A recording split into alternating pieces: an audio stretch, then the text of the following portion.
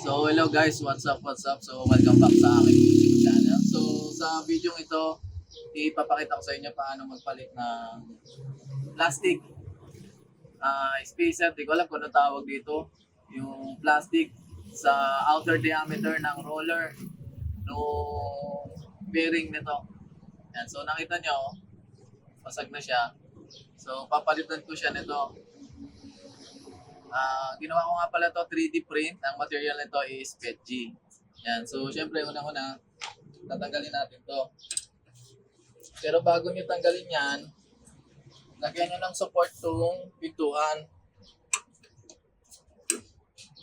Baka kasi bumagsak. Kasi tatanggalin natin mismo tong roller na to.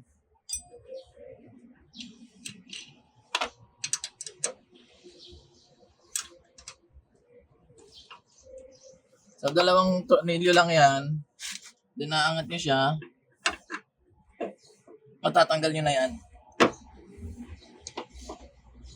So ito yung sinasabi ko sa inyo na lagyan nyo ng support. Kasi babagsak yung pintuan pag di nyo nilagyan. So ito yan, dito yan nakalagay. Yan o. So, naupod na siya. Ewan ko kung bakit naupod. Pagkabili ko, ganito na yan. So, papalitan natin yan ito. Yan, kakabit natin dito. So, sinukat ko yan and sana lumapat.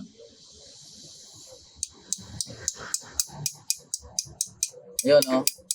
Oh, lapat na siya. Nakita niya, oh. So, picture mo nga.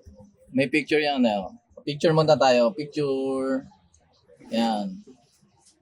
So, since nakabitan na natin, ang pagbalik lang yan, pag ganun lang. Isusikwat mo lang ganun. Para mo lang siyang kukutsarahin. Yan. So, nakita niyo. So, pagkatapos yan, syempre, babalik natin. So, pero bago nyo ibalik, siguraduhin nyo muna na may lubricant or something dito. Huwag nyo naman masyadong damihan. Lagyan nyo lang. So, pakita mo yun. No? So, ayun na siya. Oh. Mayroon na tayong spacer. Kita ba sa video? Lapit mo. Ayun, no? So, kulay gold yung inano ko. Yan. So, syempre, babalik lang natin yan.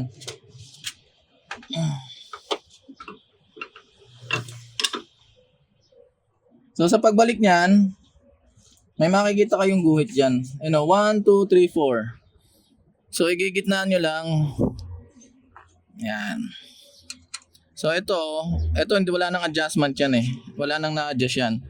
Ito dito niyo lang siya i-adjust yan. Yun o. Di ba? So tunin niyo lang. Then sigipan lang natin. So ganun lang kadali magpalit. Ayan o. Ito yung nabasag. So hanggang dito na lang. By the way, ito nga palang sasakyan ay DA64B. So nakalimutan ko nang sabihin sa simula ng video. Yan, DA64B. Suzuki minivan. So hanggang dito na lang. So marami pa tayong i-DIY. So syempre, pindutin ang subscribe button para updated kayo. Marami tayong gagawin dito sa minivan na nakuha ko. Okay, hanggang dito na lang. Bye-bye.